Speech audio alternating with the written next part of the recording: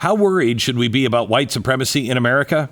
My next guest is a retired FBI special agent who earned the title Hillbilly Donnie Brasco for his years of undercover work. He has, buckle up for this, he has infiltrated the outlaws, joined the Klan, got an up-close look at the new strain of white supremacy recruiting young American people. Story of murder plots, drugs, demons, pagan animal sacrifices. A story of him in the basement that you'll never forget. But he's telling now a story from somebody who was undercover from the FBI when less Americans trust our FBI.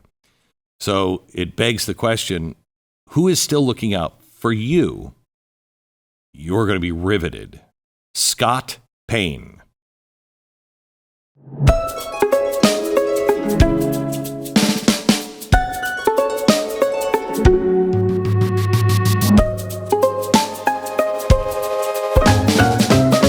In reading your book, I don't know how you're not schizophrenic. I mean, honestly, I don't know how did you balance the two worlds? In the beginning, not very well.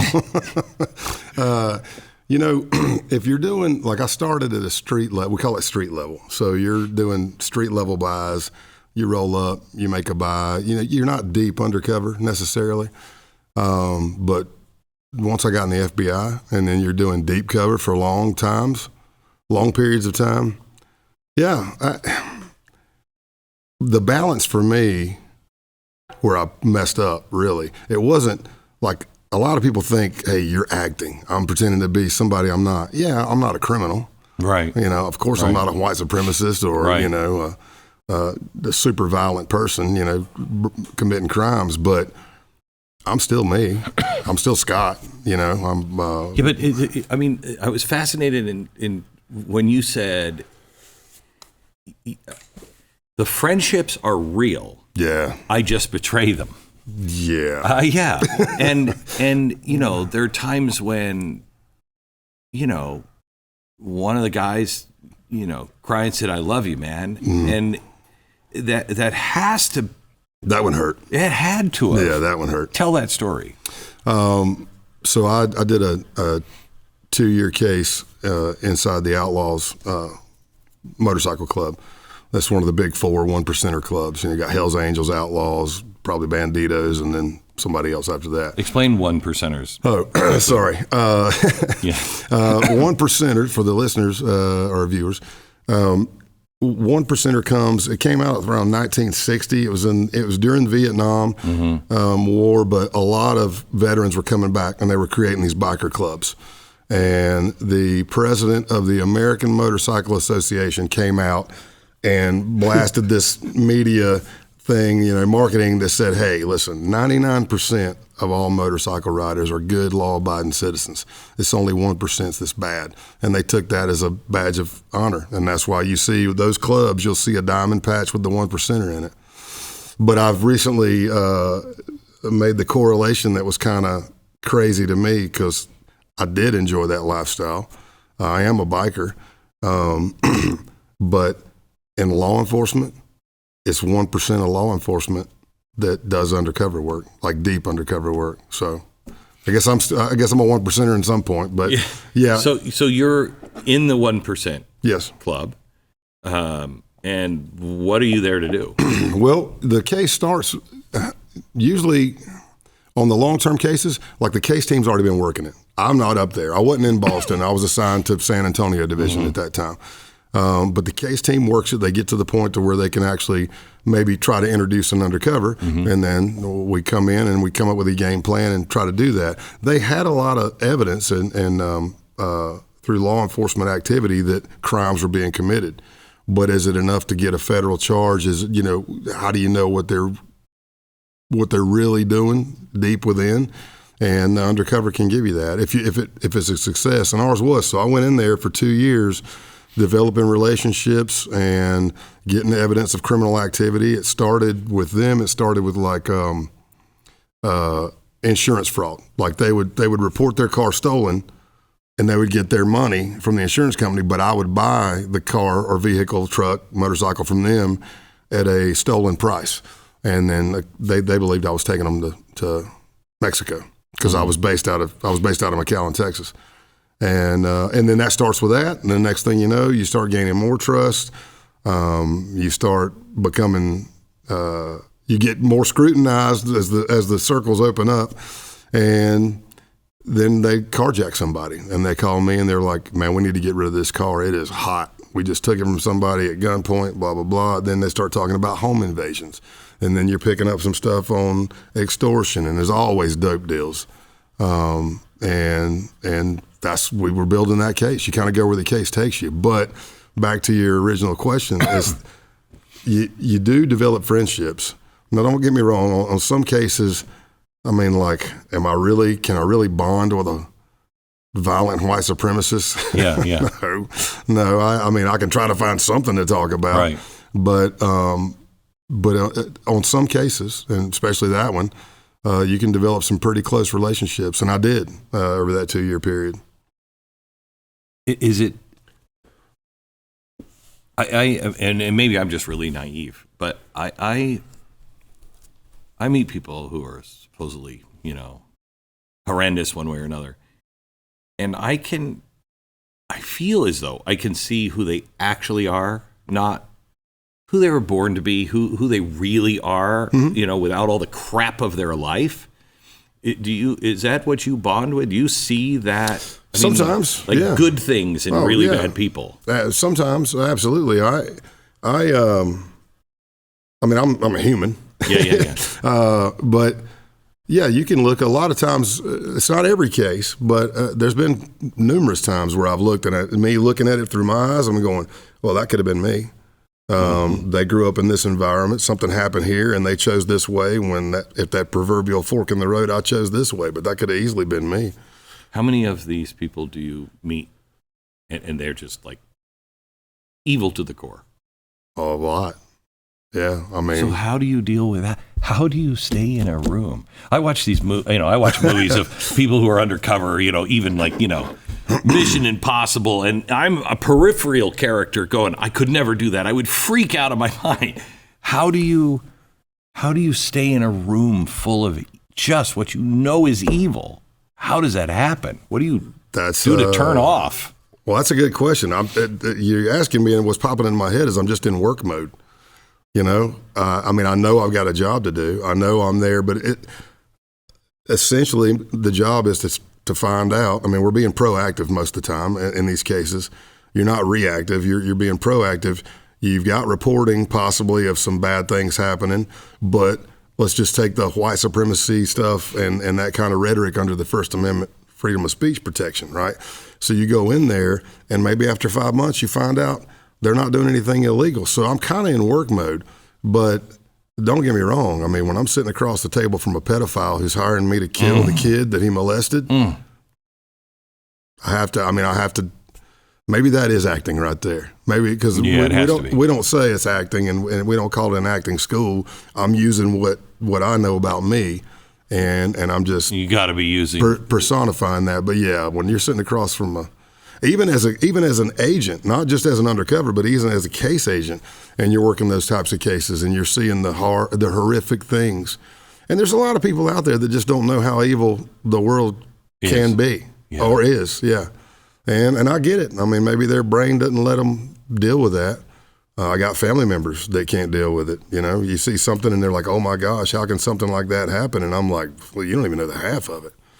But I am an optimist, and I'm a glasses half full guy, and my faith has carried me through a lot of things. And what is the role of faith because I was so glad to see this in your book. You make a big deal out of faith. Yeah. And I haven't really seen that covered on other podcasts with you. And I think that's so critical here, because I want to later go into what the dark side of the stuff that you have seen that is, on the horizon with the kind of the new brand of really bad people. But tell me about faith. Tell me about your faith. When you were young, how'd you grow up? What happened? So I grew up in a Christian home. It was it was more Southern Baptist where I grew up. It was the hellfire and brimstone, don't do this, don't do that. And then And then usually that's the person you find doing it anyway, which is, I'm like, hey, that's human stuff, right? I'm like, well, you're on the front line now. I'm like, I didn't want it till you told me I couldn't have it, But I grew up that way, and it was just the way I was raised by my parents and the love and my whole family. I mean, both of my grandfathers were pastors. Wow. And I saw, did I see? I'm pretty sure I saw my mom's dad preach a few times. But he would get a shout out on the Gaithers. They talk about being at a tent revival in South Carolina, and they're like, that's my grandpa. Wow. But that's what I grew up around. Does that mean I stayed that way? Absolutely not. Because you had a brush with darkness. Oh, big time, yeah. My first 7 years of school was at a Christian school. My parents were doing well enough to put me in a private school, which had its own issues. When I went to public school in 8th grade, I was like, let's just say peer pressure was a new thing for me. It's wrong to do it, but if somebody calls you a chicken, you're like, well, I'm not a chicken. I mean, you know what I mean? I mean, I know I'm going to get expelled if I do this, but I might be a lot of things, but I'm not a chicken. Right. I think I learned a lesson. I think it was in Back to the Future 2 or 3. Yeah. The chicken thing. So in my teenage years, I did, and I put this in the book. I went through a little spell of. It started with like witchcraft stuff, and then it led into like just, like a friend. I always use air quotes. My friend introduced me, and it starts kind of innocent and stupid, but. I ended up just going into full-blown Satan worshiping, wanting to sign a contract in blood and all this crazy stuff. I watched every horror movie from A to Z that was out, when you could go rent movies on a VCR tape. And I was just in a real dark place. I didn't realize at the time. Of course I didn't. I was a teenager. But when you get older and you look back, I'm like, oh, man, my parents had gotten divorced, and that, hey, are you okay with this? Because I'd never seen my parents argue at all. But that last year they argued nonstop, and then they got a divorce. They got separated, and then they got a divorce. And looking back, I could see that, it's like, hey, are you okay with this? Yeah, I don't care. Yeah, I don't care. I was probably saying something else, a little more vulgar in my mind, I don't. But that went in everything I did. I started, and that's kind of like, I don't care. And it kind of goes, it goes with, if you look at gangs, cults, extremism, whether it's far left, far right, radical jihad, they you'll see this thing where they're grabbing somebody who has a need to belong, wants to fit in. Maybe even as a young man, you want power. Yeah, and you that's that slippery slope that led me down that path.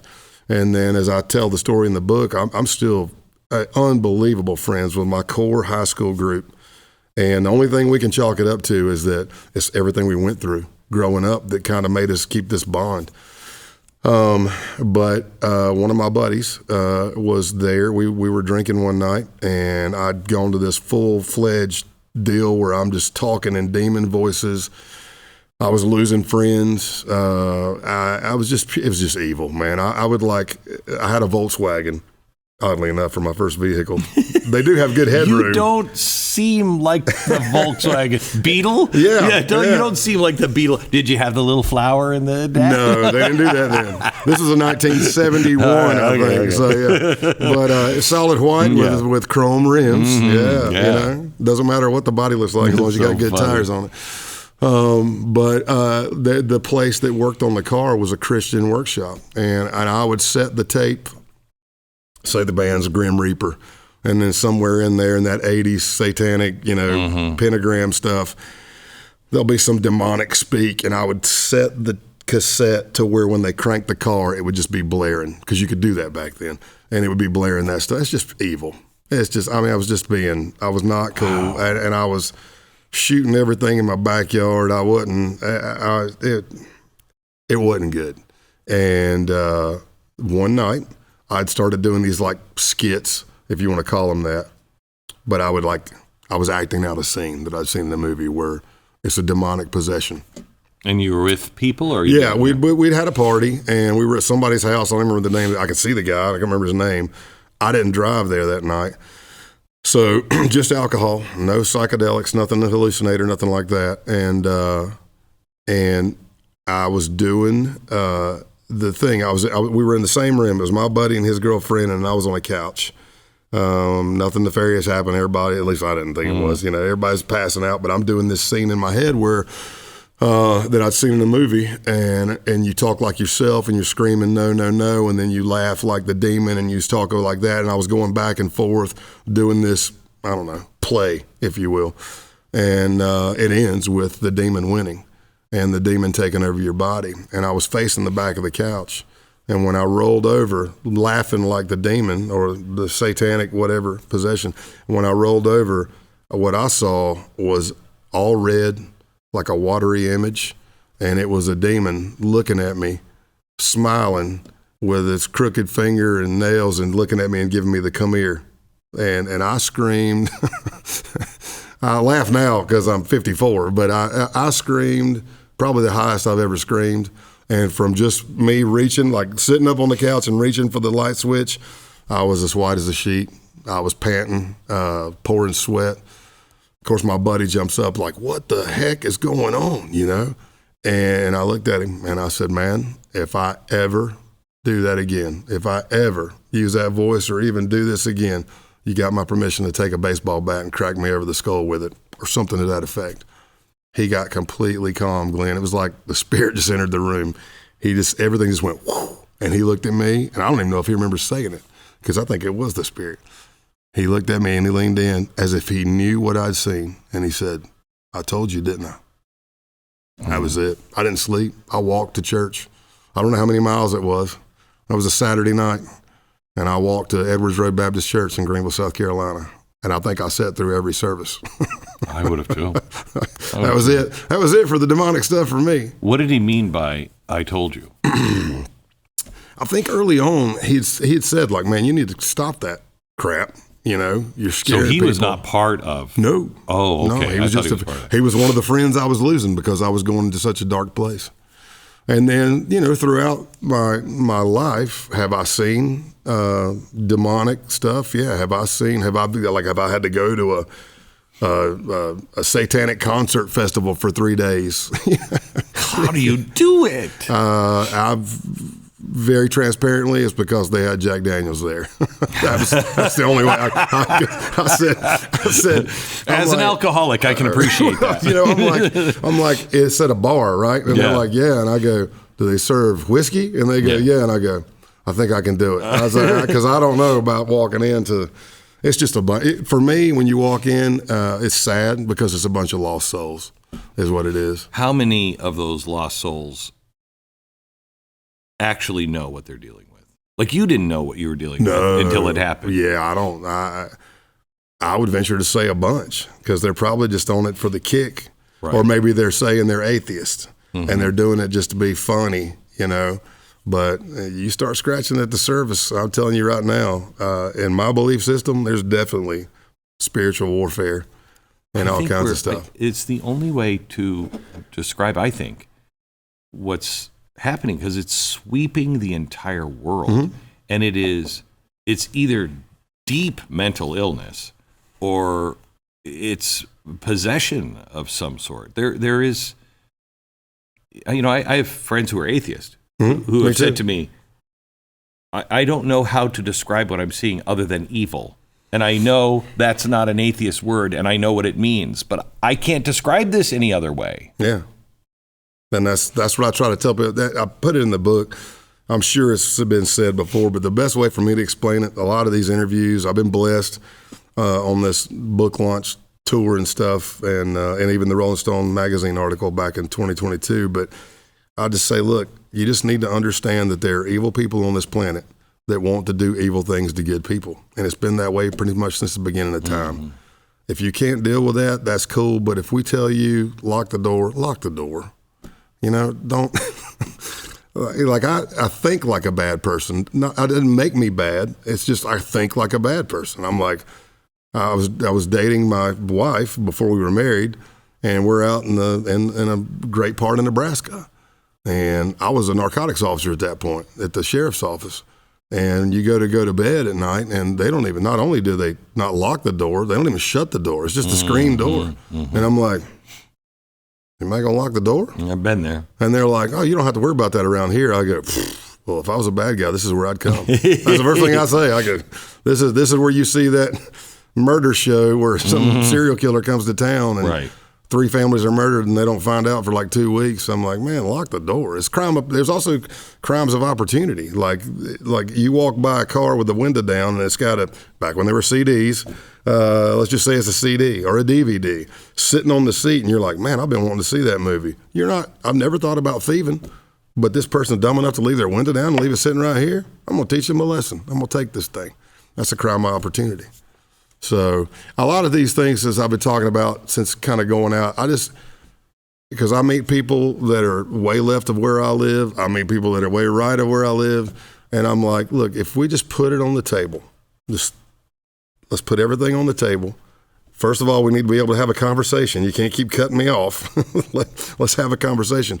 But let's look at it and say, first question, is this good or is this evil? Because most of the time you can break it down pretty quick, in my opinion. You can see this is not good. This is a bad thing. Do you wake up in the morning wondering how pain is going to affect your day? Michael from Connecticut used to, but he doesn't anymore.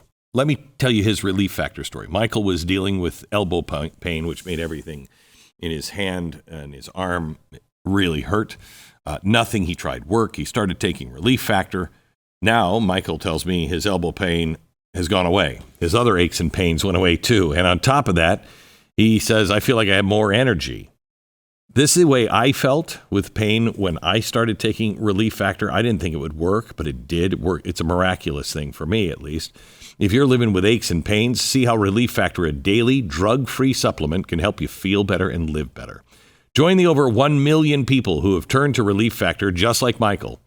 Call now. Try their 3-week quick start, $19.95, less than $1 a day. Don't let pain keep you from living every day the life you want to live. ReliefFactor.com or call 1-800-4RELIEF. 1-800-4-RELIEF. So talk to me about, what did you call it? Accelerationism. Let's start with the Klan, your grandfather's Klan. Yeah, the grandfather's clan. The white hoods and robes. Right. I infiltrated them too. I actually played music. I played music for the spring and fall rally for a Klan collection. Is it harder to do this, to be undercover now that the internet? Yeah. Yeah, it's got to be. Yeah. Wait a minute, I just saw you. Yeah. And you play in the band for your church. Yes. Right. And they just didn't film you above the neck. For a year and a half, because the case for that year and a half, the case I was doing was the public corruption case, and it was close to where I live. So that's why that was off. But they stream these things into prisons and stuff too. So that was another walk in faith for me. I had to say, look, am I going to let my job interfere? I know it's not good operational security. I know it's not the wisest thing to do, but I've let my job interfere with me worshiping up until this point. I would think you needed that. And I needed it bad. That's why I always laugh, because it's volunteer based. So sometimes I'm there multiple, especially now that I'm semi-retired. But, even when I was working heavy, maybe my wife or somebody would be like, man, you've been putting in a lot of time at church. I'm like, you can't get too much Jesus. I said, I'll take all I can get. I just need a D-. I want to get inside the gate. Yeah. You know what I mean? Yeah. I just need to pass. So you have, you're with the old style Klan. Yeah. The hoods, the robes, Yep. Very historical. I mean, it was literally, it was like a history class. I mean, I had to learn a lot. How do you mean that? That's when you go in and you get naturalized as a Klan member. Meaning what? I went through it. I didn't know what was happening. I'm like, what am I doing right now? I'm blindfolded. They're telling us to say this stuff. And then at the end of it, I go, I think I just joined the Klan. and then as I was walking across the field, I was like, rehearsing replaying everything in my head. I'm like, and I'm thinking about the the rules and the policies of the FBI. And I'm going, should I have done that? Okay, this happened. I go, yep, I just joined the Klan. That's amazing. That's kind of like, it's kind of like as an alcoholic, you ask yourself, am I an alcoholic? And all alcoholics will say, if you're asking that question, the answer is most likely yes. If you find yourself asking, did I just join the Klan? Most likely you did. Yeah. So those were some pretty comical times. But literally, you had to go to Klan craft class every week, and like Klan Facebook craft class, like Facebook Messenger, and it would be like all the newbies would be in the group. And like the leader of the group would be like, they would throw, because they've got all these insignias and acronyms, and it's like, like he would type AYAK. So you try to answer quick. Are you a Klansman? Because that's what it stands for. It's like, good, that's right. LOTIE, LOTIE, Ladies of the Invisible Empire. You had to know all these things. Like, when was the first cross-lighting? I don't think I remember that one. I want to say like 1945, 1915. No. First cross-lighting? Yeah, it was in Stone Mountain, Georgia. I know that. Really? Yeah. Since I retired. Because the Klan was around right after the Civil War. But it was Stone Mountain, Georgia. So it's somewhere in there. What is the cross-lighting? That's when you see the cross on fire. I know. Is that a gathering, or is that just you just put it in? You can put it in somebody's yard. Sometimes they put it in somebody's yard, but the thing I got to see was, or be a part of, was. And I remember the guy telling me, because so my sense of humor also carries me through a lot of things, right? Because I'm out in the middle of a field in the middle of nowhere in the middle of Alabama, and this guy's like, I'm like, hey, I see this like 20, 30-foot metal cross, and you wrap it in burlap, and then they take steel wiring and hold the burlap on, you soak it in diesel fuel, and then you have to stand it up in the hole. And that's when I learned that they call diesel fuel Klan cologne, because there's no way for you to stand that cross up and not get it on you. And then they go smoke cigarettes. I'm like, I don't know. I'm like, I don't know how quick this thing will spark, but no, get away from me. And you got like $500 worth of fireworks in your trunk too. I'm like, what are we doing? But I remember, you get naturalized, you take those classes, and then you have to take a test. You take a K-Uno test to pass it, duo, trio, and then quad. And the case kind of fell apart before I ever did anything. But I remember asking them, I was like, hey, are we going to have a cross burning tonight? And the chaplain, which was the CLUD, was like... the CLUD. That's whatever their chaplain is. Okay. It's in the book. Okay, we break it down. All right. But like I said, there's a lot of history. I'm sure some of it is very skewed. But you see, Abraham Lincoln said, it's all this stuff. Oh, and it's the history of the Klan and the secret, the invisible empire. But he said, now, Scott, it's not a cross burning. That'd be sacrilegious. It's a cross lighting. And I went... I'm like, but I'm standing there like I don't know, and I don't. But I'm like all enthused. I'm like, oh, okay, all right. And he goes, see, a burning would be sacrilegious, but the lighting, it signifies the light of Jesus Christ coming down in the world and driving the darkness out. And I'm going, in my mind, I'm laughing to myself because I'm thinking, you're nuts. But I'm thinking, yeah, I've met so many white guys named Jesus, that's the first thing I think. I'm like, all right, whatever you got to tell yourself. Right. And by driving the darkness out, I'm assuming we're meaning non-whites, right? It gets kind of convoluted. So you can go, there's a long-term belief system in white supremacy that's called Christian identity, not to be confused with Christ followers of Christianity. They take the story of the Garden of Eden and they twist the you-know-what out of it. They say that same kind of story, Adam and Eve, serpent, fruit of the forbidden tree, sin, but they twist it to this. And it's called the dual seed theory, and then a dual seed line, I think. But this is the way it goes. They say that the actual forbidden act was Eve having sex with the serpent, a.k.a. Satan, a.k.a. a man of color. You got to follow me because it doesn't make any sense. It doesn't make any sense. I've read the Bible. I've not seen that in any Bible, but okay. Apparently they read it differently. All right. So they say that Eve, the fruit of the forbidden tree, was a sexual act with the serpent, Satan, a man of color, and from that intercourse, Cain was born. And that is what they call the mud race all the way down, which is non-white. Oh, and then they say, but the procreation between Adam and Eve is Abel, and that's the pure white race. That's why it's a dual seed line. And it's that, I mean, but you can take paganism. I've got friends that are devout pagans that are some of the most peaceful, loving people I've ever met. It's not my belief system, right? But I respect them.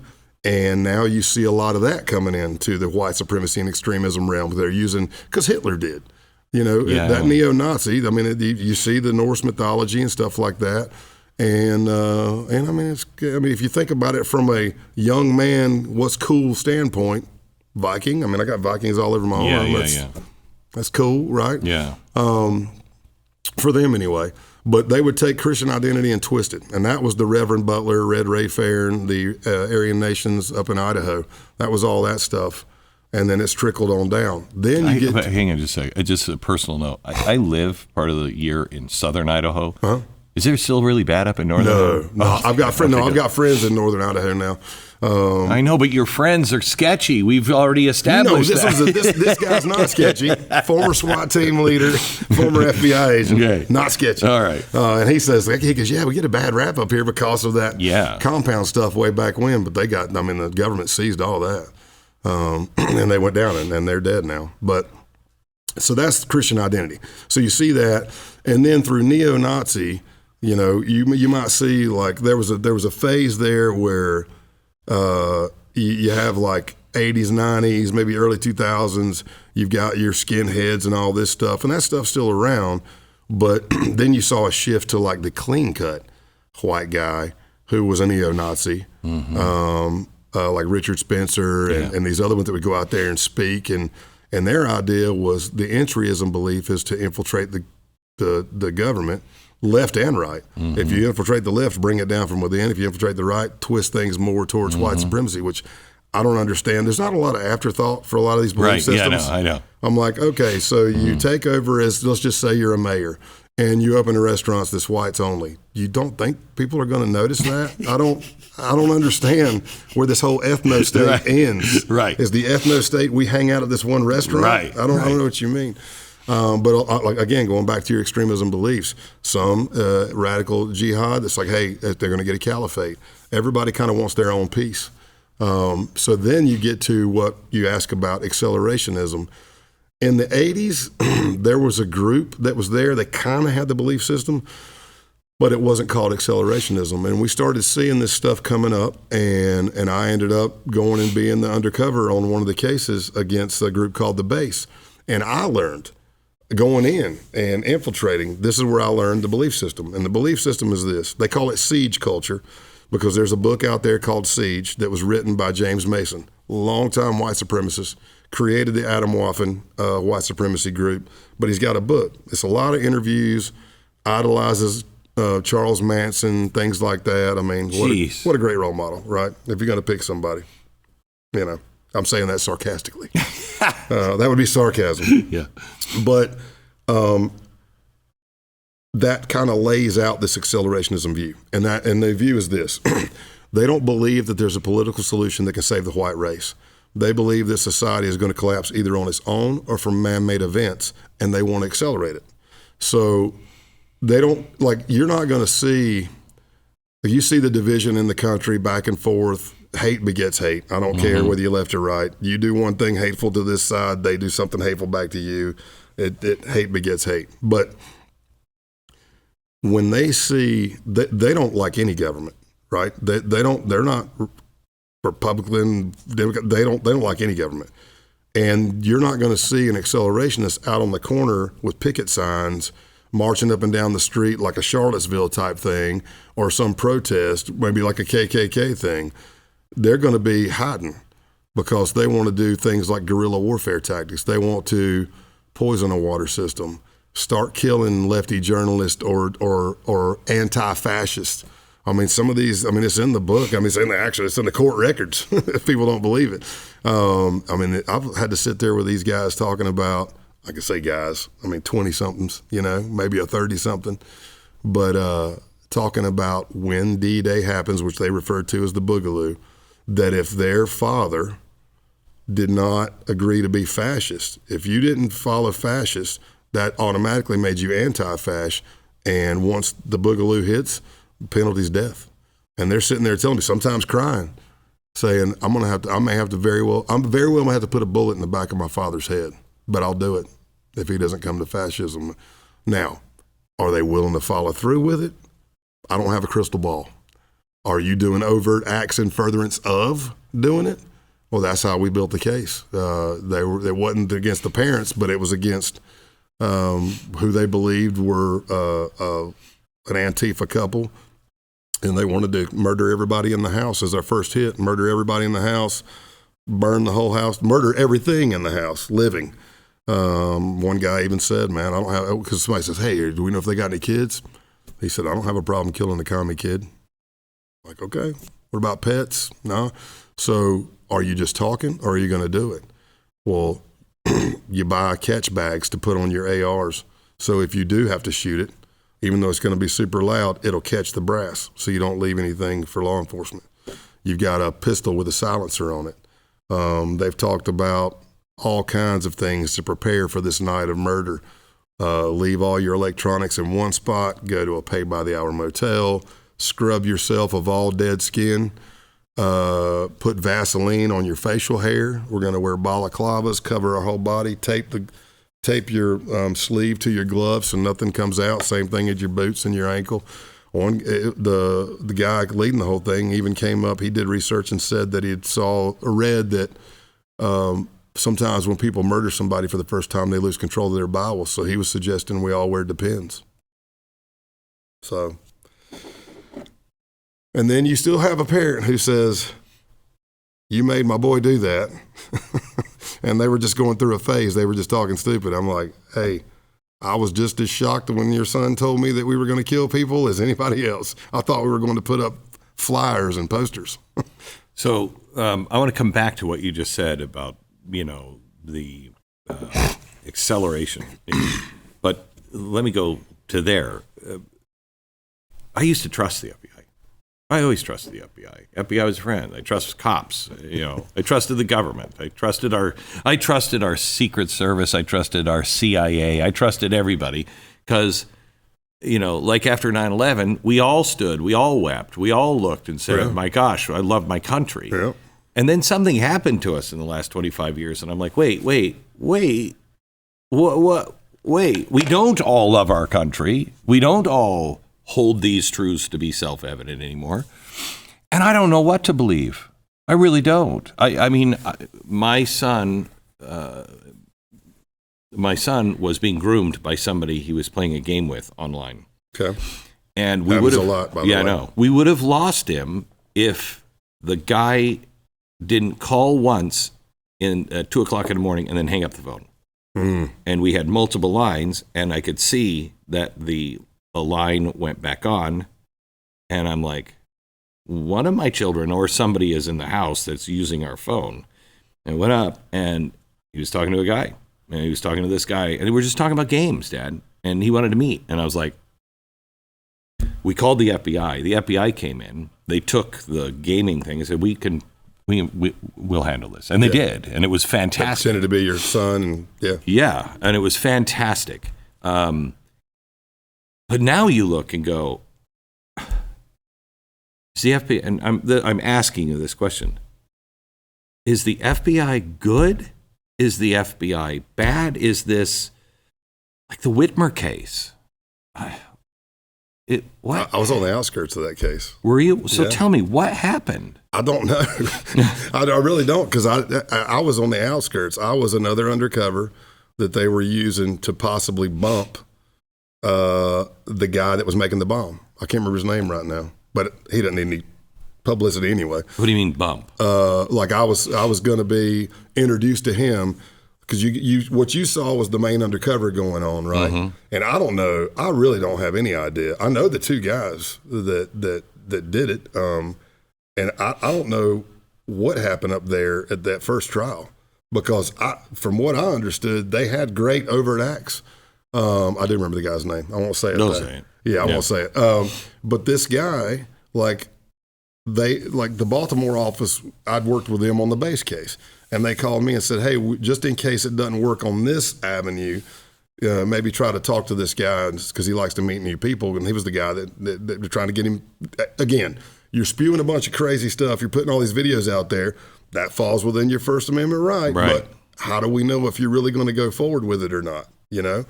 And you get a lot of pushback and people that don't like law enforcement or have had bad experiences with law enforcement. I've always had good experiences. I've had bad ones. I had bad ones before I became a cop. I had bad ones when I was a cop. I mean, look at you. Well, I know, right? Yeah, I know. Yeah. I'm not talking for looking like this. Yeah. There's a line of a former buddy I had. I still love him to death, but he said, sometimes you forget what a piece of trash you look like. You know? It depends on where we're standing. You know? Right. If we're at the biker bar, we're normal. Right. But,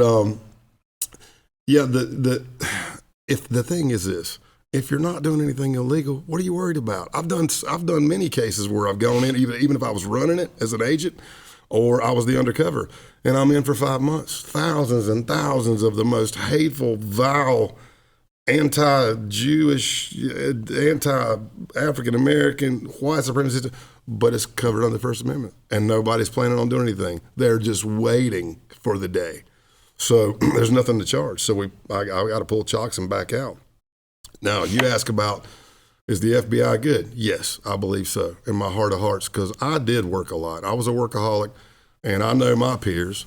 And are there some bad things? Yeah, like you see something come out on the news on that Olympic, that the doctor or whatever molesting all the girls. Apparently, he came, or somebody came and brought that to the FBI, and whoever got it, unfortunately, it was subjective, not objective. And you got that person that day, and they said, oh, there's nothing here. I would have absolutely, even though that wasn't even the violations I worked, I would have walked that baby. We'd have figured out something, because it's not right. We just got to figure out what charge to go with. And if it's not at a federal level, well, let's go state. But it's like, for me, it's a lot like anything else in life. One person or a group of bad actors, like the George Floyd thing, atrocious. I mean, I'm a defensive tactics instructor. I was the lead tactical instructor, a firearms, active shooter, SWAT operator. I'm like, what is your goal? Is your goal to get that guy handcuffed and in the car? Then why are we doing what is, and it's tough because a lot of us don't want a Monday morning quarterback, but we can't make those mistakes again, and you see that, and now all cops are bad. And I'm like, no, they're not. I mean, does New Orleans have a history of corrupt? Yeah. Does the border? Yeah. Does the border? Yeah. I mean, you're making, when I was down, let's just say you're making $25,000 a year. And then somebody says, a cartel member says, I'll give you 10 to 15 grand if you just turn your head for 3 minutes. Let this car go through. That's over half your salary. You think there's a chance for corruption? Meh. Yeah. So, do I think the FBI is bad? No. I've stayed very apolitical through the book and everything. Do I think that the FBI needed some changing? Yeah, I do, personally. Absolutely. But and like you said, 9/11, what's sad is, unfortunately, it usually takes some catastrophic event for everybody to come together and swing the pendulum back towards better things. And I hate that, but it just seems like that's the way it works sometimes. It just seems as though there are more and more of these groups, Free Palestine, Black Lives Matter, the Klan, the neo-Nazis, crazy people, just all of these people who, do you know who Aleksandr Dugin is? The name sounds familiar. You should read. You'd love this. He is a guy, was Putin's brain is what they called him. Oh, okay. Yeah. He was, you know him? Yeah. So his symbol is the ancient symbol of anarchy. Okay. And he believes, and so do the 12ers in Iran, they believe that they can hasten the return of the promised one. He believes that we can hasten the correction of the world if we push the world into chaos. And so they will work with anyone, to bring chaos to the world. If it's going to cause problems, I'll work with you. Absolutely. Because they want to bring their Messiah back? Yeah, they want the world to collapse. Yep. So sounds like an accelerationist. Right, because they think that they're going to be the ones. I'll take care of that group after. Let's get this done. You know what I mean? Yeah.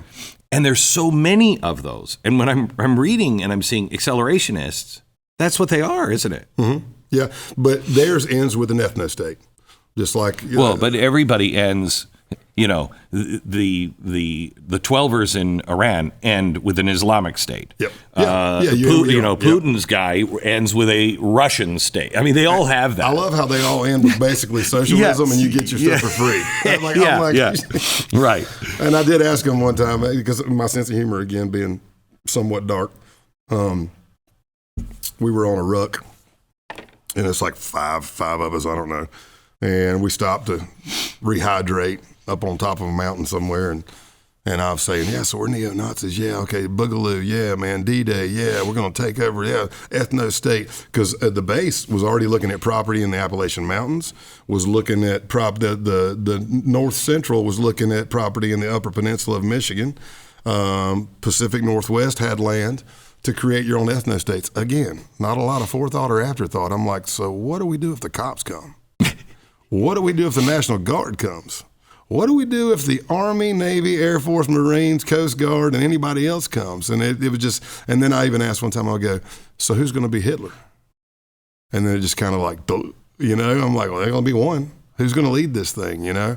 It's sad. And, but you talk about like foreign influence stuff, absolutely. I mean, it's anything to create chaos. And you're right. Right. I mean, if people don't believe that our adversaries, our enemies, going back to Cold War and before, right, aren't trying to feed chaos, feed things to create chaos in the United States, you're living under a rock, man. But the scary thing is we've lost a center of truth. Mm-hmm. And God has to be put back in. Absolutely, in my opinion. Yeah, God has to be put back in. And then the foundation of the country, which was based on God, needs to be put back in. And we need to start putting people in jail that need to be put in jail. I agree. Stop all of this crap. You know what I mean? But because we haven't done that for so long, you have all these groups. And, you know, when you talk about the Boogaloo, they'll figure that out when they get there. Yeah. They just want the collapse. And it's everywhere. And I'm afraid regular people, if you start to really become disenfranchised, you'd be like, you know what? These guys are, even though you don't believe everything, you know, at least these guys are going to take care of it. Yeah. Wow, is that trouble?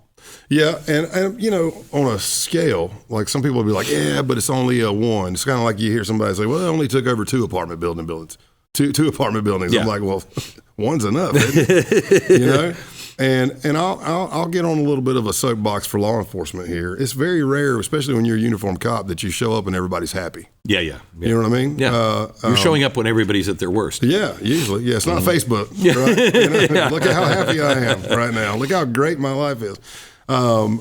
But you see things like that and you go, yeah, until something happens to you. Yes. Or something happens to your family. And then you want to know. I used to always say, before I retired, I only retired in June of 21. I used to say, look, man, don't hate me. Because I'm a law enforcement officer. I'm here to serve and protect. I took an oath. My title is peace officer. That's the way I should be acting. It's not always that easy, especially when you get, there's a whole other tangent to go down, but the things that law enforcement sees on a regular basis can be pretty horrific. I would say the same thing to them that I said to you at the beginning. How do you do it?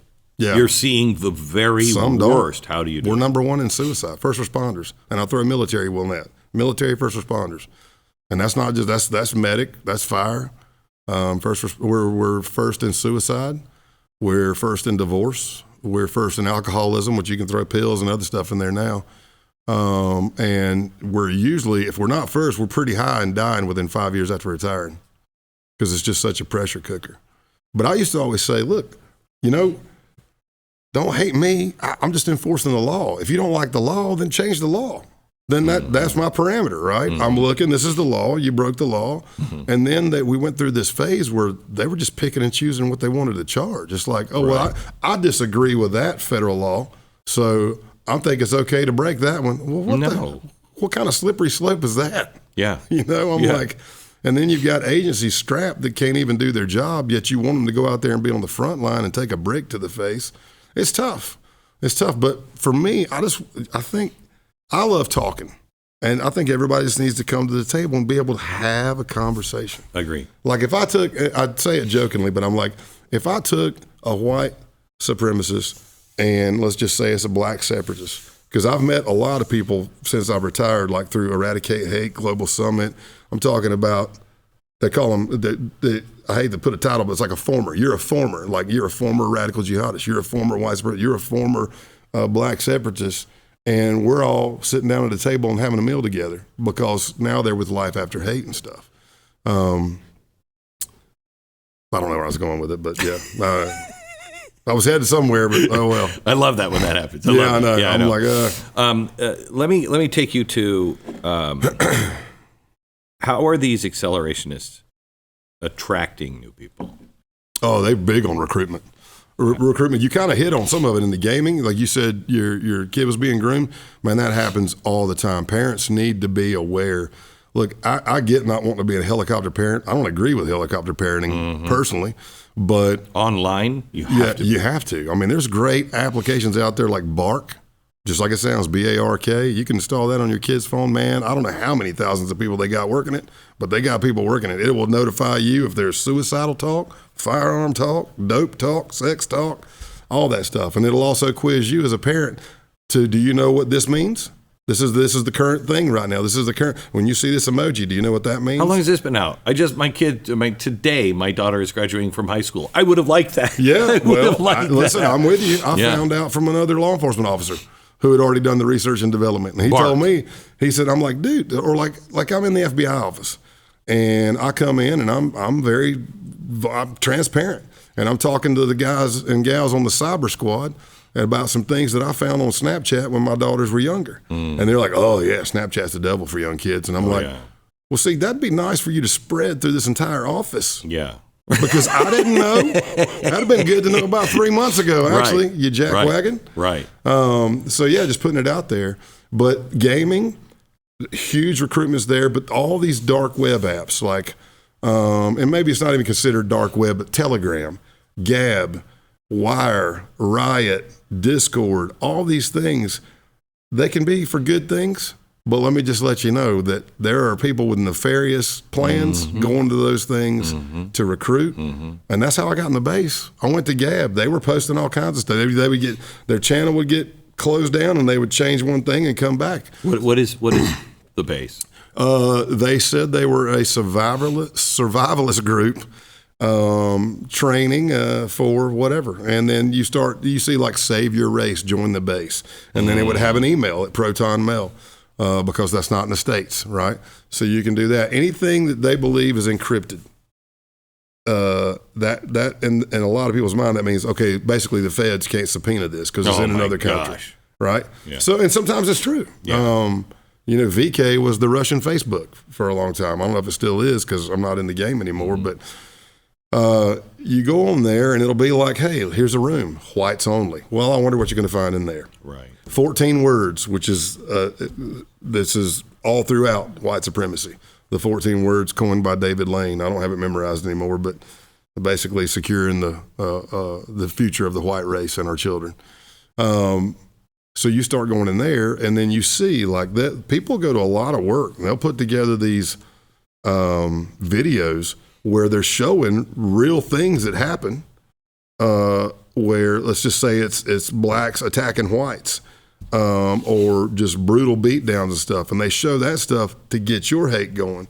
But if you go over to the black separatists, they're showing videos of white people doing bad things to African Americans or whatever, and it's like, again, it's that whole, it's evil, it's hate, it's the devil, man. Right. I mean, you walk over here and whisper in this and ear. A reasonable person would say, both of those are true. Yes. Let's not be a part of any of that. Yeah. And they're just, and they go to these great lengths to recruit. In the base, the rule for us was every video we released for recruitment, the next video had to be better.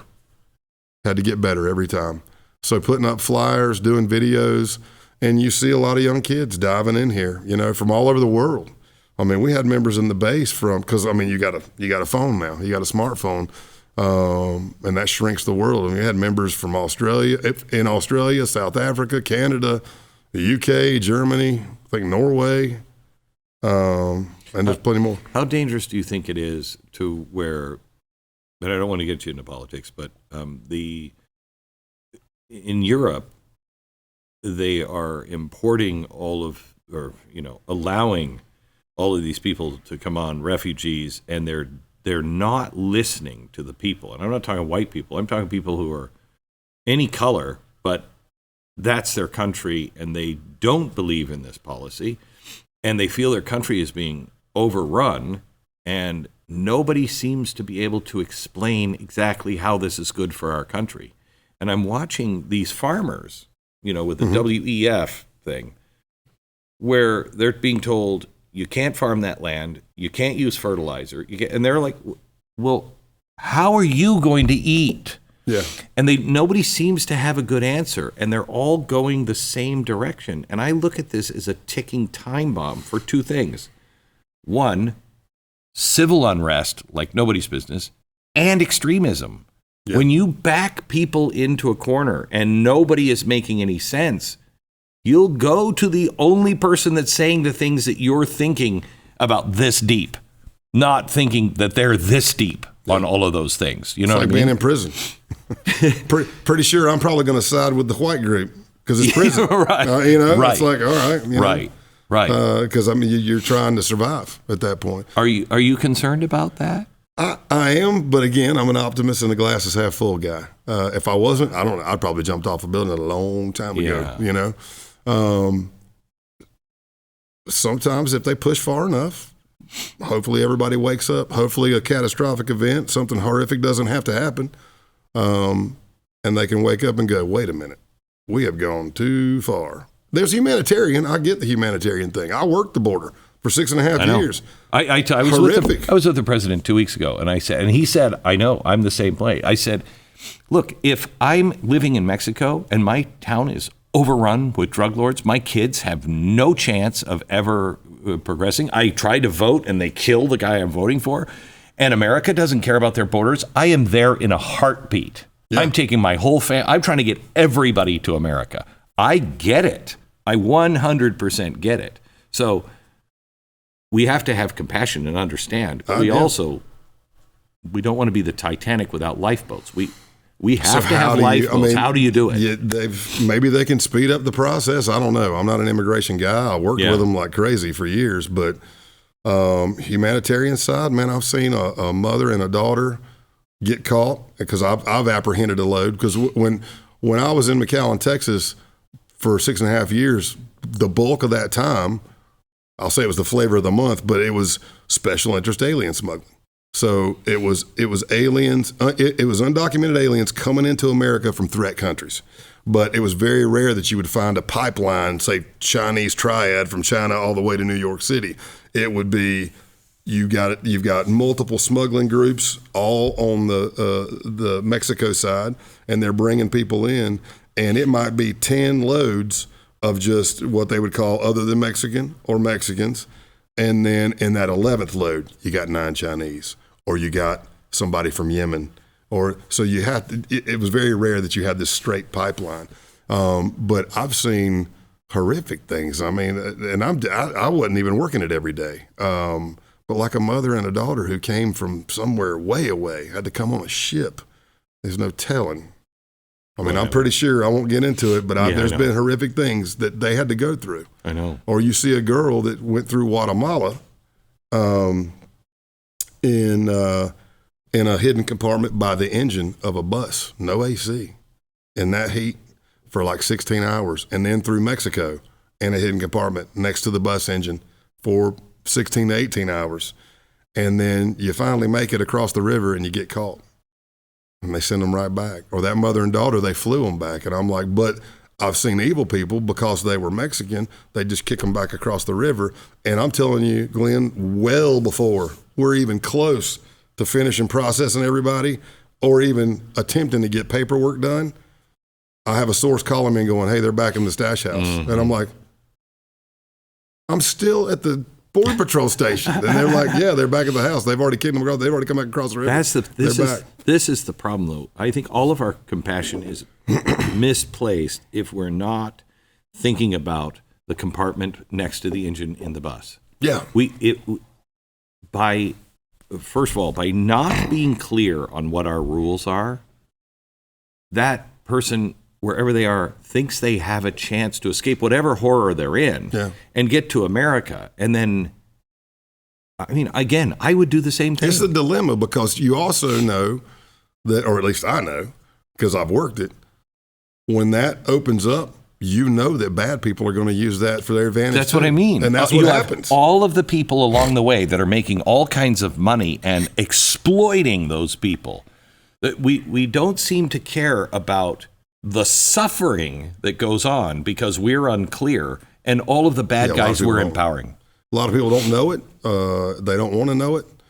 And depending on what your political stance is or what you're running for, some people, I mean, it's politics. They want, they want the votes. How much do these, Klan and everything else, how much do they have in common with what the drug cartels are really turning into? Because the drug cartels seem to be... It's different. It's different because, like, a lot of the white supremacy stuff I did, there wasn't really a lot of... I mean, if it was drugs involved, it was because they were personally using Adderall to help them shoot faster.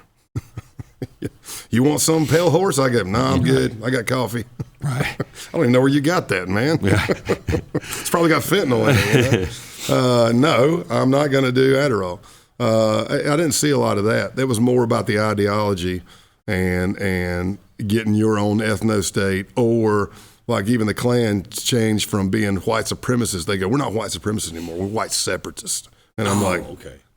Because it sounds less offensive. Right, I mean, you can you're the politically correct you can racist. Have your town. Look, on this other side of this ridge and those pine trees, you can have all black, whatever you want. We just want our all white right here. And I think the words, it's in the book, but I forget the actual transcription. It was like, I mean, you don't see, you don't see cats and dogs having sex. But we don't like race mixing. And I'm like, that makes absolutely okay. So that's a cat and a dog. These are two humans. I'm like, I think if I see somebody with a giraffe having sex, I'm going to say no to that. I'm like, I mean, I kind of see what you're saying, but I don't see what you're saying. You were at something where me?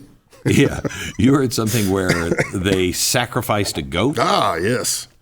Tell that story. That would not be they. That would be us. I was there and took part in it.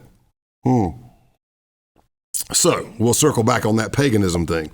So a lot of your white supremacy groups that I've been involved with at the end were falling more towards paganism. But I say that loosely because just like how the white supremacy movement took Christianity and made Christian identity, Church of Jesus Christ Christian, all that twisted Garden of Eden stuff, and there's a whole bunch of other stuff too. The white supremacy realm was taking paganism and twisting it, and it's not what it's supposed to be. So this was the group The Base, and it was Halloween Hate Camp 2019. Yeah, Halloween. Yeah, I mean, we didn't call it Halloween. Okay, I was going to say, I'd love to see the flyers in the school halls. Come to the Halloween Hate Camp. Everybody's welcome. I mean, almost everybody. Not everybody. I mean, not you. But, yeah, man, people. But we had probably like 12 or 13 members come from all over the United States. In North Georgia was the Cell, C-E-L-L. I always spell it because I got a country accent. The closest cell to me was in North Georgia. It just ends up luck, divine intervention, that's one of the people we were trying to find out about. And this guy, Luke, he went but for the most of the time, he went by TMB, the Militant Buddhist. Everybody has a moniker. I was Pale Horse, which is the title of the book. he lived on a 100-acre. Can I stop for a second? Yeah. Why because the pale horse brings death. Yeah. Well, the story goes like this, Glenn. I came in as White Warrior, which was more of a boomer kind of a thing. But of course, I'd argue back and I go, well, I'm sorry. When I was in this movement, and I've been in it longer than you've probably been alive, we wore it proudly. Tattoos, all this stuff. I just twisted it to make it believable. But Pestilence was one of the main guys, and I asked him, I said, because he was like, White Warrior is such a boomer name, and I'm like, okay, all right. First of all, I Googled it. I don't even fall within the boomer years, but whatever, you little punk. But I'm like, so where did you come up with Pestilence? And he said, well, it's one of the four horsemen. It's it's the plague. And I'm like, wow, that is really cooler than mine. I was like, now I do feel like a boomer. That's pretty good. And then I said, man, would you be offended if I took pale horse? I said, because I've always been fascinated with, death on a pale horse, the Grim Reaper, You throw in the Metallica song, Four Horsemen. And he goes, absolutely not, man, take it. And that's how I became Pale Horse. I was Pale Horse at Eater of Souls. You had to have like an et thing under you. Oh, my God. Yeah. Okay. Yeah, so you're back now with these people. Now you're cool. You're at the Halloween hate party with all the kids, all the cool kids. All the cool kids, yeah, with guns. Yeah. Great. On Adderall. Some haven't slept in 3 days. Good times. You think again, right? Jack Daniels, yeah. But it was Halloween. We were doing this probably like 4 days of training. Luke's dad has 100 acres out there, and it was gorgeous. I mean, gorgeous land. But unfortunately, not good things were happening on it. But we do like hand-to-hand combat training, some firearms training. And then this wicked cold front comes in, and I went to charge my phone, and I kind of dozed off for a bit. I wake up to them pounding on my window. Pale horse, man, you're not going to believe it. You got to get up. I'm like, what's going on? And they had went and stole a goat or a ram. I've talked to owners of both.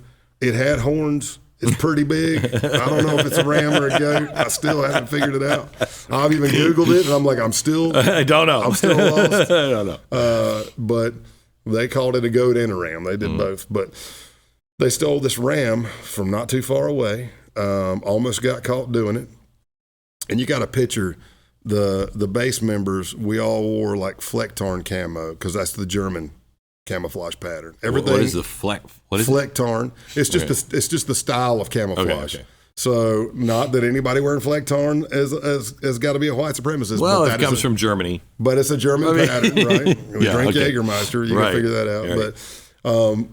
But they woke me up, and I go over there, and man, they've got this ram, and it's crapping all over the bed of the truck. And one of the dudes is like, because they got their balaclavas on, their battle rattle, which is their plate carriers, gun belt, all this stuff, and all Flecktarned out. And I remember one of the members, Dima, he goes, man, this thing's crapping all over. He worded it different, but he's like, this thing's crapping all over the place.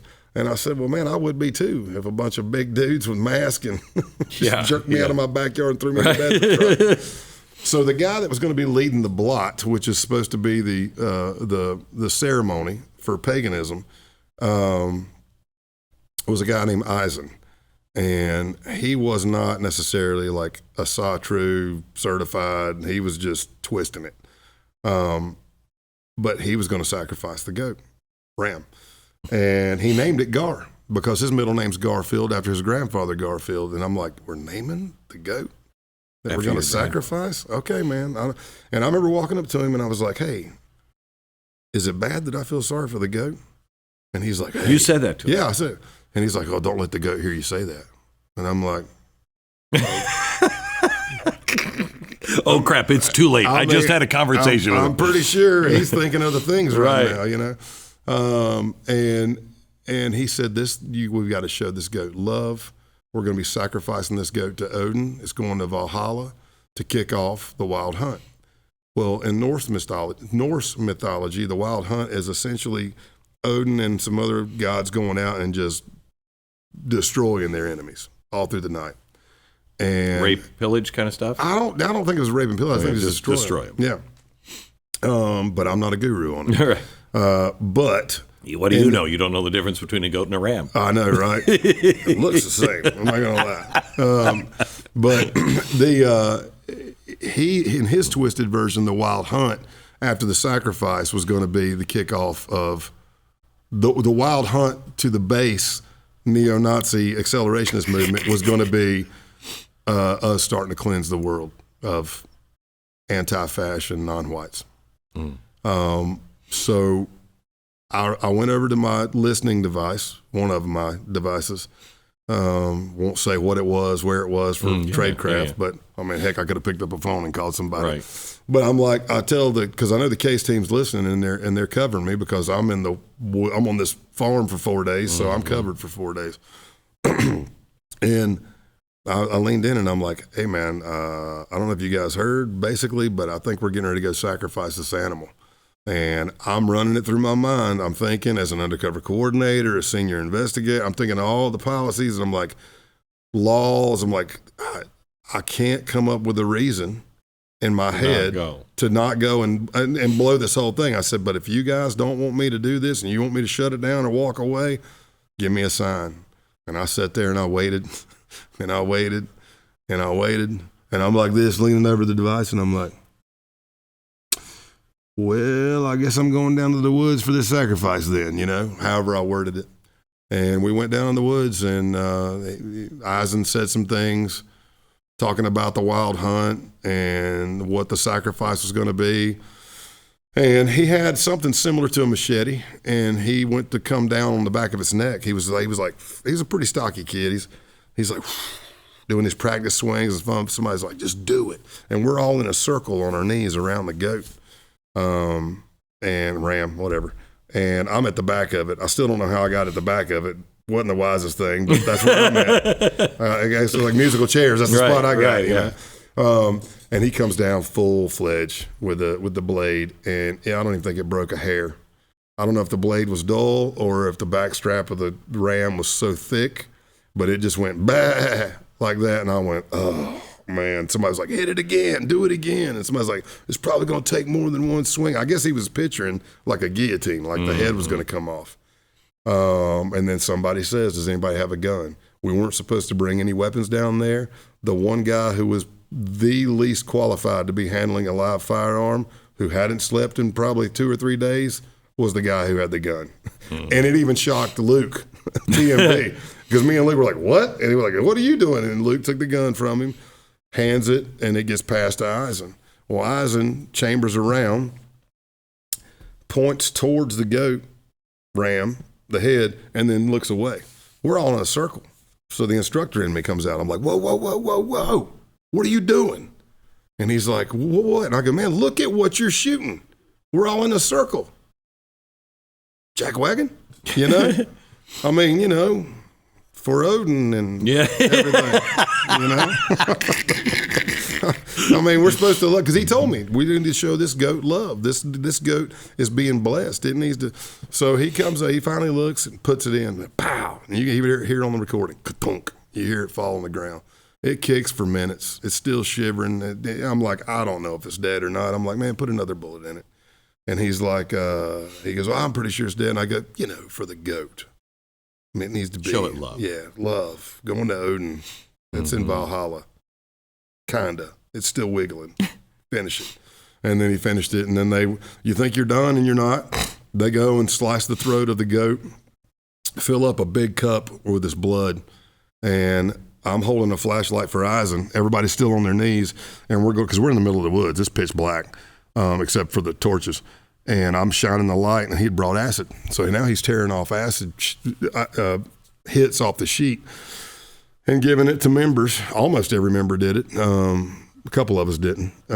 But it gives them that, and they chase it with the blood as part of the sacrifice. So by the time the cup gets to me, the blood is all coagulating. It's chunky. It's like clotted. It's like old, thick, egg yolky looking, and I'm looking going, man, I really don't want to drink this. And I think it was Eisen that gave me an out. He said, you can just dip your finger and taste it. I was like, this thing is getting thick. And I dipped my whole finger down the blood, stuck it in my mouth, sucked all the blood off. And then they cut the head of it off, threw its innards in the creek. Some members tried to cook it. It's not made for eating. Not made for eating, Glenn. That was the gamiest meat I've ever tasted in my entire life. And then we carried the head around for like 3 more days. And there was photos of us blasted all over BBC, and because it turns out there was another member of the base that was not law enforcement, but was working for like either Southern Poverty Law Center or something like that.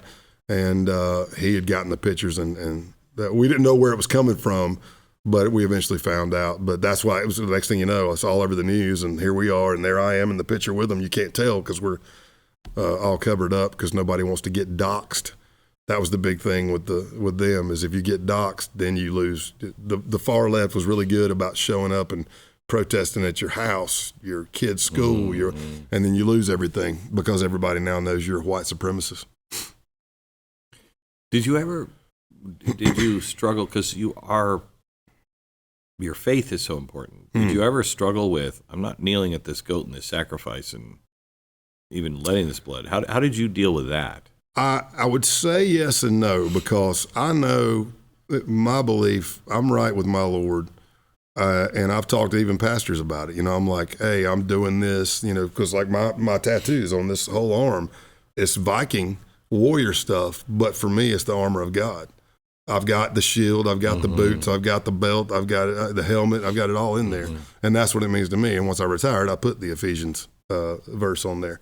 But I'm in work mode, and I know that somebody had to kick Satan out of heaven. You know what I mean? Somebody. So there was times where I've crashed mentally, physically, and I had to have a come to Jesus meeting and pray and figure out, am I ever going to be able to get back to where I was at? What hit me after all these days of praying is that what I heard was the Lord saying back, son, you would have never been able to do what you did if it wasn't me for blessing you in the first place.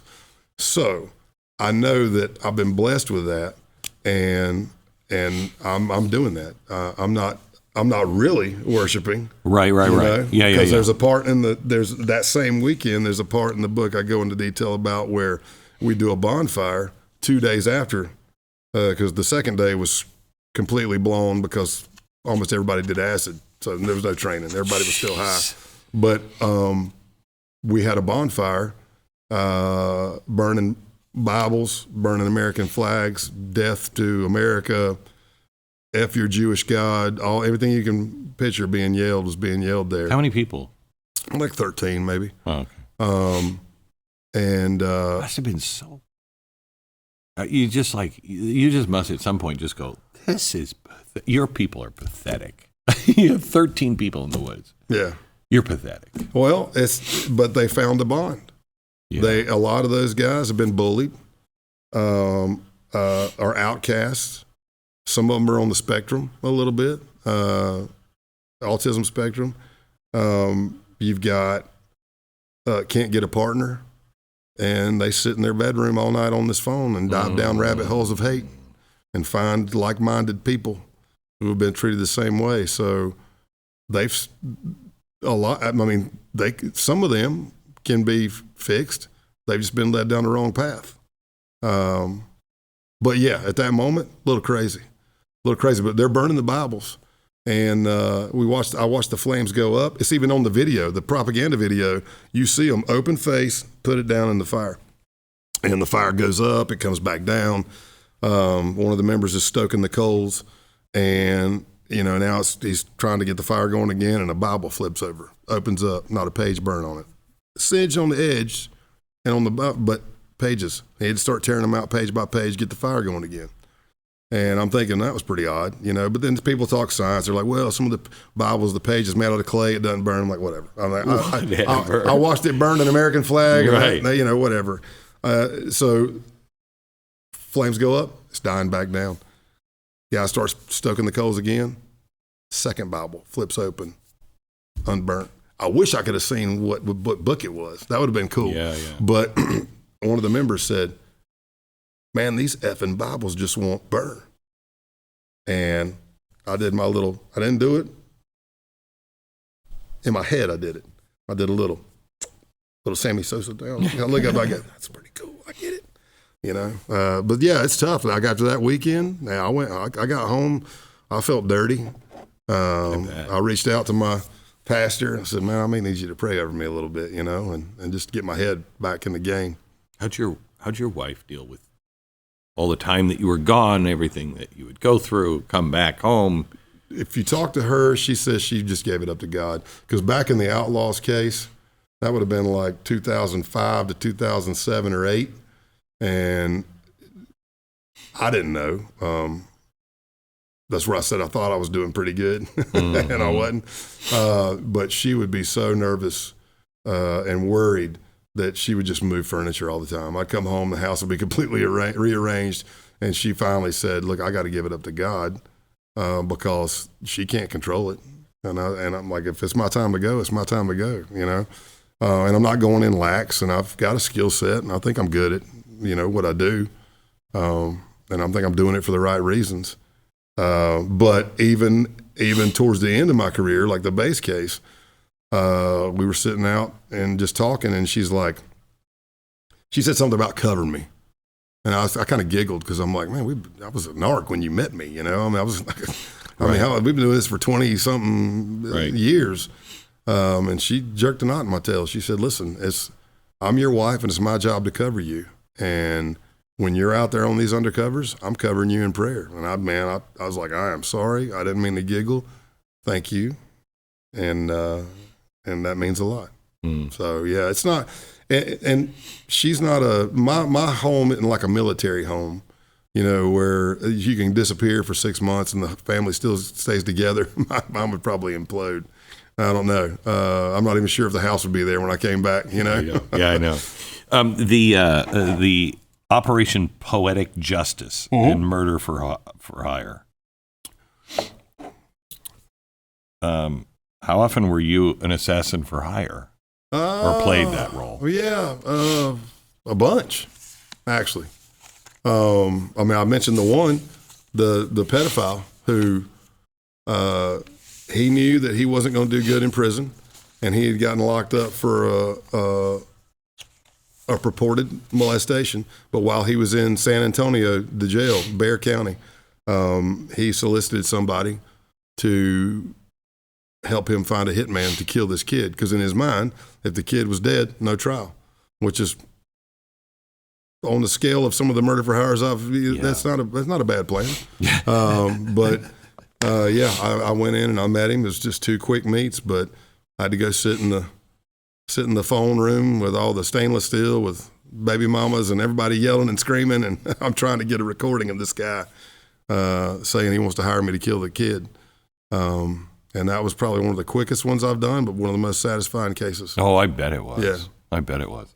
Can we just spend, I just only have a couple minutes left, but I have to ask you, the guy that trained you is kind of the original badass, Brasco, right? Joe Pistone, Donnie Joe Brasco. Pistone, yeah. Joe Pistone is still a friend. He graciously did a blurb on the book. I mean, so in 1972, the FBI never worked undercover under Hoover. And pretty much when Hoover went out the door in 1972, they picked 25 undercovers. There's a black and white picture of the first ever undercovers in the FBI. And they were like from Philly, New York. Really? Newark. Hoover didn't do it? No, he didn't. For whatever reason, he didn't believe in undercover. He just believed in wiretaps. Yeah. That's weird. But so back then, there was no Attorney General guidelines. It's like, here's this recorder about this big, and here's a wad of money. Let's go make a case. So yeah, Joe did 6 years in the mafia, and that safeguard process that we all do now. Or I'm retired, but if you're an active undercover, you have to be psychologically assessed.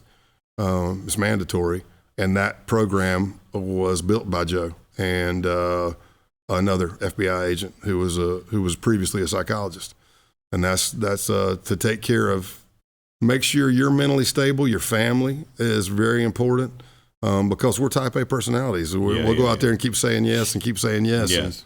And, I mean, I cover it in the book. There's at least twice I've just been 2 times. I was put on timeout. they're like, you are not recommended. You are not going back on that undercover. And I'm like, okay, What's the closest you've come to either breaking the cover, blowing it? Where is there a time when you've gone, oh, crap? Well, there's a bunch of oh craps. But as far as blowing my cover, just getting caught. Yeah, just getting caught. The biggest one's probably the Outlaws case. That's where they took me down. After a year and a half undercover, a year and a half undercover doing all those insurance things, carjackings, whatever, and some dope stuff. We upped the ante to do a big shipment of drugs so they could be introduced, because they'd been asking, so they could be introduced to some cartel contacts. Because what does a drug dealer want? They want the highest purity product they can get for the lowest price they can get, because then they can step on it and make more money. Right. So imagine if you're in Massachusetts and you get a straight pipeline from Mexico, you're probably going to get some good stuff. And we upped the ante. And then at that year and a half point, they carried me down into the basement. It's more like a crawl space of the clubhouse, and stripped me at gunpoint, looking for a wire. The problem was I was wired to the hilt, and they almost found it. It was close. It was close. And what are you going to do? I'm like, even if you think you're a tough person and you can fight, you're in a crawl space, basement, whatever. I can't stand up straight. I could probably touch the wall on both sides.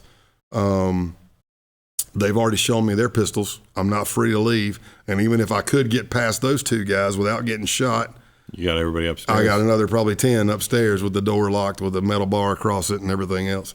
And it came close. Like I had an oh crap moment, adrenaline dump. Your auditory exclusion happens, your time dilation happens in your eyes. Everything you see is in screen grabs. Everything slows down. Everything you hear is going whoosh, whoosh, real slow. And what seems like an hour is probably a couple of minutes. And I took all my clothes off. I wrote down my name and everything they wanted me to. I was panicking like crazy. You can clearly hear that my voice does not sound like this. My throat is a lot tighter. My pitch is a lot higher. Some of my diction is terrible because I'm talking through my nose because I'm freaking out. And I thought I was done. And then Clothesline, who was supposed to be my buddy, not the FBI undercover buddy, but, the Scott Calloway buddy, he grabbed a piece of clothing, and that piece of clothing had some equipment in it. And he starts kneading it with his fingers. He's like working it. He cracked the joke. He's like, hey, man, I'm not going to find anything in here I don't want to, like some naked pictures of my old lady. And I'm like, well, I hope not, but I'm watching him do this, and I don't even know how to do it. You can hear me on the recording go, because, what am I going to do? And he looked right at it and missed it. Wow. By that much. There's crazy things like that, because that's another, it goes back to my faith. That night when I called my wife, I'd always called her, especially during that case. I gave her like a covert phone, a burner phone I bought and set up so I could call her from my undercover phone. And I called her that night, and the first thing she said is, "Are you okay?" And I was like, "Yeah, why?" She said, "Man, I was driving in McAllen with the girls, which our girls were little at that time, about like 3 and 1. And she said, I just got this overwhelming feeling, and I pulled over on the side of the road and started praying for you." And that's when I was in the basement. I looked at the time. That's when I was in the basement. So, wow. Yeah, that's some freaky stuff. But there's been other things where, like, somebody's got a double barrel shotgun with both hammers cocked back like this on the table pointing at you, going, my brother, and his brother's right there. My brother says you're a cop. And you're looking at his brother going, he's right, because I arrested him when I used to be a uniform patrol, How do you get out of that? How did you get out of that? I started counter-accusing. Deny, counter-accuse.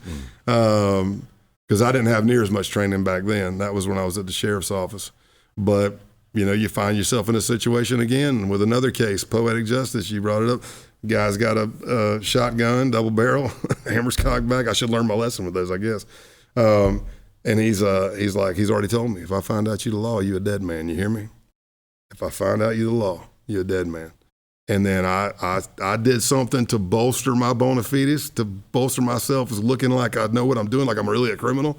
And I overstepped my bounds. I underestimated, and it's a chess game. He got me on that one. The next thing I know, Can you say what you did? Yeah, I told him that I've been like, hey man, that dope that I bought last time from his relative, it was weak, and it was. And any dealer or user is going to know, and they're going to come back and be like, hey, what the hell was that you sold me, you know? And I told him, I said, oh yeah, I said that stuff was weak, man. He goes, well, this isn't. Try this. And I was like, oh. And next thing you know, I've got a red bone hound in my crotch, and that thing was mean. I was like, you just didn't move. You're just like, because it's going like touching you, and you're like, okay. And then he's got the shotgun, and then there's an open bag of cocaine in my face, and he's like, just do it. And I'm like, I'm talking, and I'm like, man, I told you I don't do it. I'm laying out everything that I think I could lay out that for me and my story. And then I realized this is his test. And I even said, so this is your test. This is it. And I just did some real quick hand movement, and I didn't ingest anything. And I was pissed. I let him know I was pissed. But as soon as that happened, you have to be able to see, is this situation deteriorating? Clearly it was. But as soon as I did that, he immediately, everything was fine. And he's like, hey, come to the back room. Here's all the dope. My relative's a cop, blah, blah, blah, blah, blah. And it was good to go after that. But I shouldn't have let that happen. But again, it's a chess game. You're trying to stay moves ahead while you're still connecting with people and gaining trust. I have to tell you, I think I should have worn Depends just for this interview. I would have peed my pants. I don't know how many times if I were you, but I'm glad people like you were out there. Thank you so much. Well, thanks for having me. And, it's an honor. I mean, again, it's a calling. You don't do it for money. Yeah, no. You don't do it for fame. I mean, there are men and women out there that have done way more than I have undercover. And I've been blessed. So I'm just trying to pay it forward. Yeah. Thank you. Thank you. Appreciate it. You bet.